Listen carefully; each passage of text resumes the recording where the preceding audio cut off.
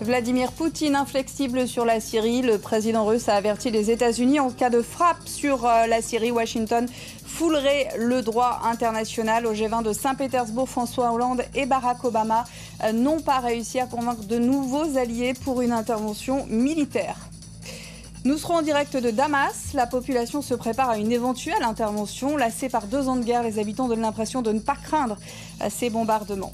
Marseille, priorité du gouvernement en matière de sécurité. L'assassinat du fils du directeur sportif de l'OM suscite beaucoup d'émotions.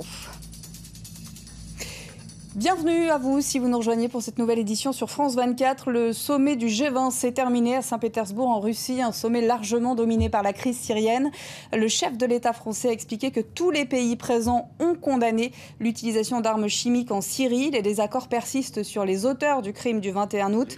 Même si la France, comme les États-Unis, sont convaincus qu'il s'agit du régime, le chef de l'État attendra le rapport des inspecteurs de l'ONU. Le président Obama attend l'aval du Congrès de son côté pour d'éventuelles frappes militaires. François Hollande qui a évoqué l'hypothèse d'un vote négatif des élus américains. Dans ce cas, il faudrait une large coalition pour intervenir, a-t-il précisé. Elle ne pourrait pas avoir cette large coalition et elle aurait nécessairement à prendre une autre décision.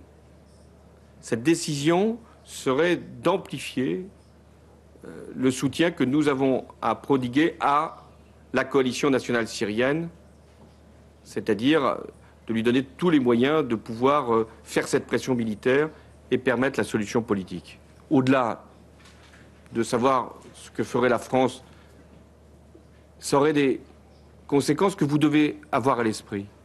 Ça voudrait dire qu'un dictateur qui utilise l'arme chimique, qui massacre près de 1500 personnes, dont beaucoup d'enfants, n'aurait aucune sanction de son acte.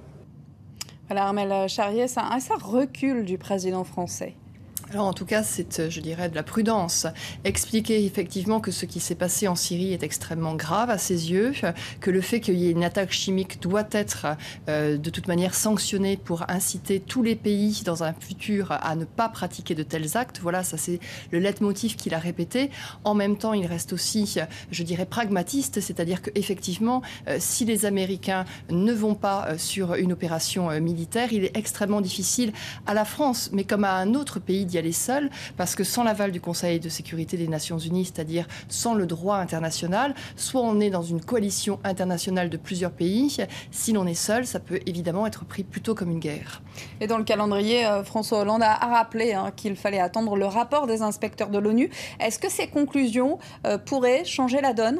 Alors là aussi, c'est un peu compliqué ce qui est en train de se passer, parce que le rapport des inspecteurs de l'ONU est vraiment attendu dans la mesure où, à partir du moment donné où ce sont les inspecteurs de l'ONU, ils représentent effectivement le droit international, et puis qu'en plus tout le monde a renvoyé à ce fameux rapport pour prendre une décision autour du G20. Tout le monde a dit il faut attendre de voir ce qu'ils disent, et c'est dans ce cadre-là qu'on pourra décider ce qu'il faut faire lors d'un vote du Conseil de sécurité des Nations Unies qu'il faudrait remettre sur la table. Sauf que le problème, c'est que ce rapport va en fait dire si oui ou non il y a eu de l'utilisation d'armes chimiques en Syrie.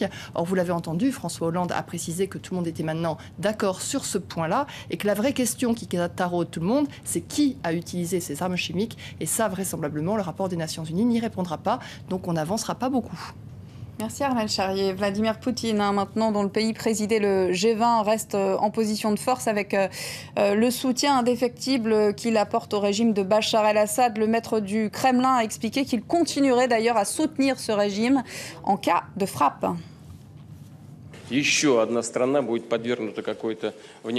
ne veux même pas imaginer une nouvelle agression venue de l'extérieur. Est-ce qu'on va aider la Syrie ? Nous les aidons déjà. Nous leur livrons des armes. Nous coopérons au niveau économique.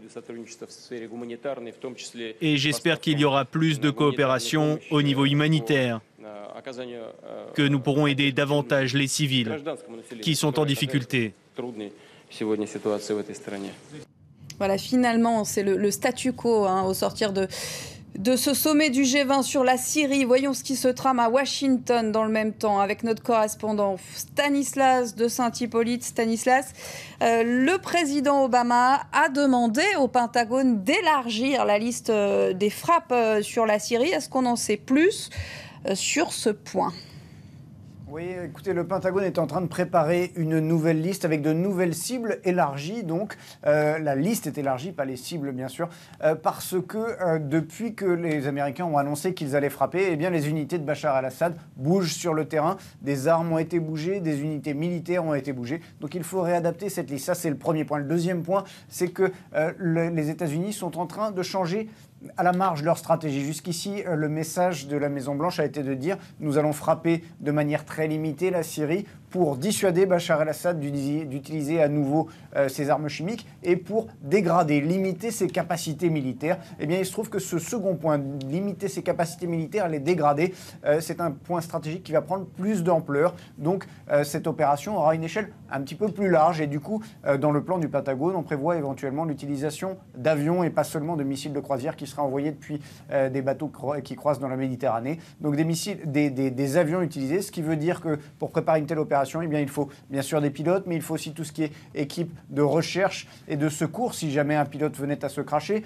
Il faut également aussi des moyens de ravitaillement en vol. Toute l'opération prend une ampleur un peu différente en fonction du choix bien sûr final que prendra Barack Obama. Et il y a quelques jours, Barack Obama a estimé qu'il aurait l'aval du Congrès pour des frappes. Aujourd'hui, on l'a entendu, il a dit que ce sera compliqué. C'est plus important pour lui, l'aval du Congrès, le feu vert du Congrès, que le soutien du G20 ? Oui, finalement, Barack Obama est dans un problème de politique intérieure là aussi.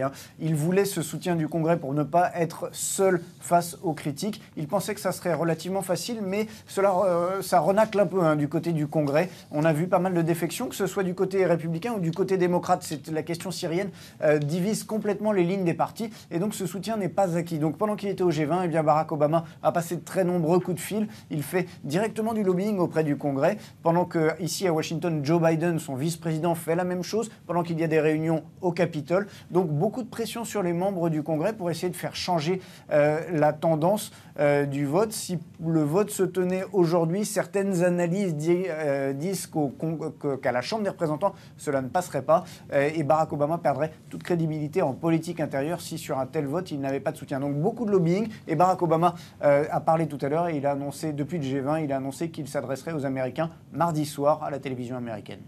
Merci Stanislas de Saint-Hippolyte. Donc au lendemain du début des travaux par le Congrès. Merci encore. Et dans la région, on craint une contagion en cas de frappe sur la Syrie. Pour cette raison, le Liban s'oppose à une éventuelle intervention. Les États-Unis ont jugé le pays à risque, ce qui a poussé le département d'État américain à ordonner l'évacuation du personnel non essentiel de son ambassade à Beyrouth. Voyons maintenant quelles sont les réactions à Damas en Syrie, où la nuit est tombée avec notre envoyé spécial Mathieu Mabin. Mathieu, quel est le climat ce soir dans la capitale syrienne ? Est-ce que ce G20 a été scruté, a été suivi ?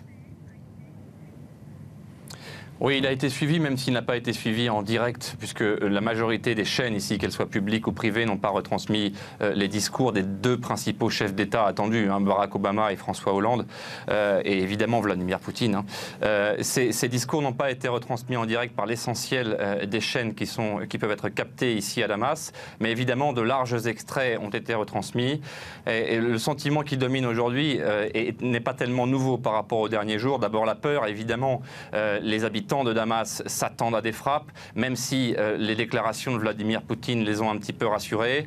Un sentiment de résignation aussi, ce sentiment que l'on qualifie ici d'un sentiment typiquement syrien, comme si le destin de Damas, comme si le destin de la Syrie n'était plus entre les mains des Syriens, ou en tout cas plus des interlocuteurs que nous rencontrons. Il faut bien souligner que les interlocuteurs que nous rencontrons sont ceux que le gouvernement syrien accepte de nous faire rencontrer. Le destin de la Syrie n'est donc plus entre les mains des Syriens et ils sont spectateurs de leur propre avenir. Donc un sentiment d'incompréhension également, puisque dans le centre-ville de Damas, qui passe pour être très largement favorable au gouvernement syrien, le sentiment qui domine, c'est également que la Syrie fait l'objet d'une agression de groupes terroristes. C'est ce que disent les médias ici, c'est ce que se répètent les citoyens, c'est au cœur de toutes les consciences.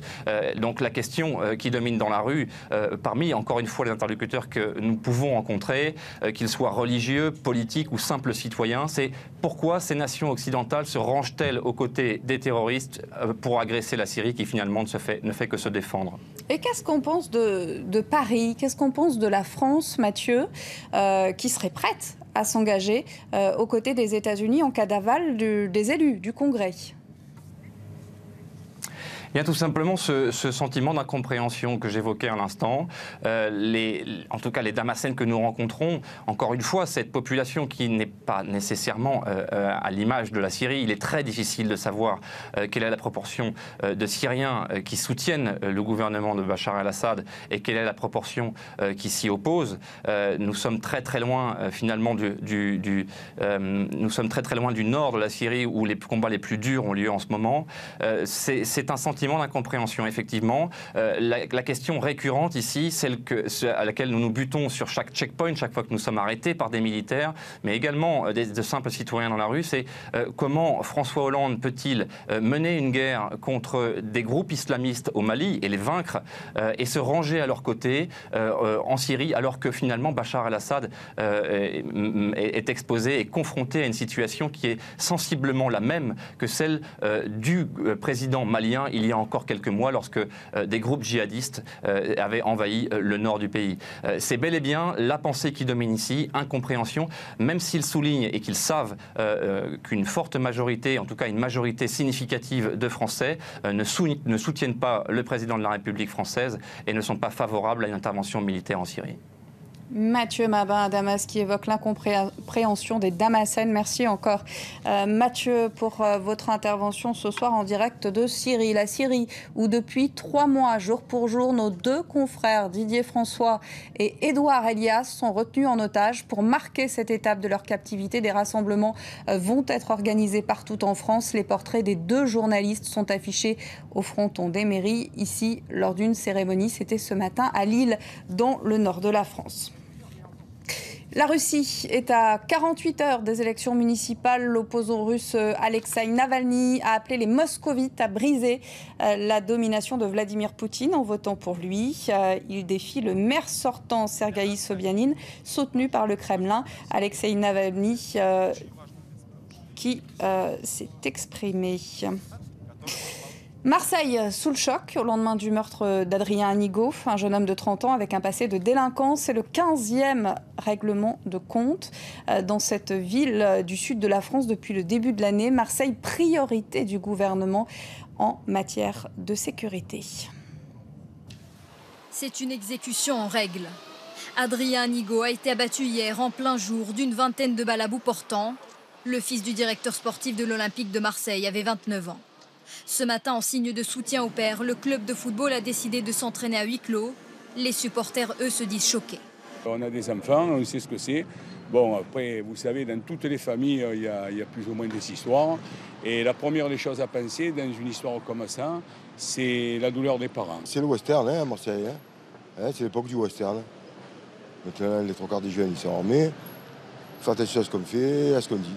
Adrien Anigo était connu des services de police, soupçonné d'avoir fait partie du gang des braqueurs à la masse. Un groupe responsable d'une dizaine de braquages de bijouterie. Arrêté en 2007, il est remis en liberté 3 ans plus tard. Pour son avocat, Adrien Anigo n'avait rien d'un grand criminel. Il a le casier judiciaire de jeunes un peu en dérive, un peu en détresse, qui, à un moment donné, parce qu'ils ont une histoire familiale bousculée, parce qu'ils ont une histoire qui est un peu malmenée, décident que c'est plus facile de se laisser entraîner par la rue que d'aller chercher du boulot. Il y a 2 ans, son père, José Anigo, dans une interview au journal du dimanche, parlait de Marseille comme d'une ville qui mange ses enfants. De son fils, il disait qu'il avait été aspiré par la rue. Depuis qu'il avait été arrêté, était sorti de prison, son père essayait de le ramener dans le droit chemin. Il a été rattrapé par la violence qui explose parfois dans la ville. Depuis sa sortie de prison, Adrien Anigo travaillait dans ce café qu'il avait repris avec son père. En mars prochain, il devait comparaître dans l'affaire des braquages de bijouterie. L'info continue. Merci de votre attention. Restez sur France 24. À tout à l'heure, dans un quart d'heure, pour un nouveau journal.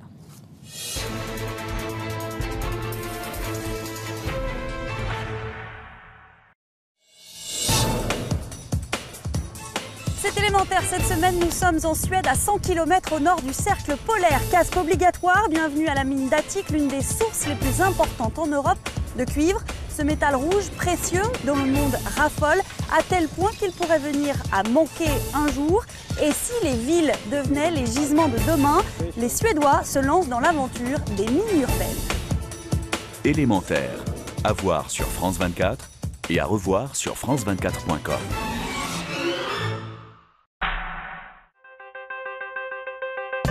La Banque africaine de développement vous a présenté Élémentaire.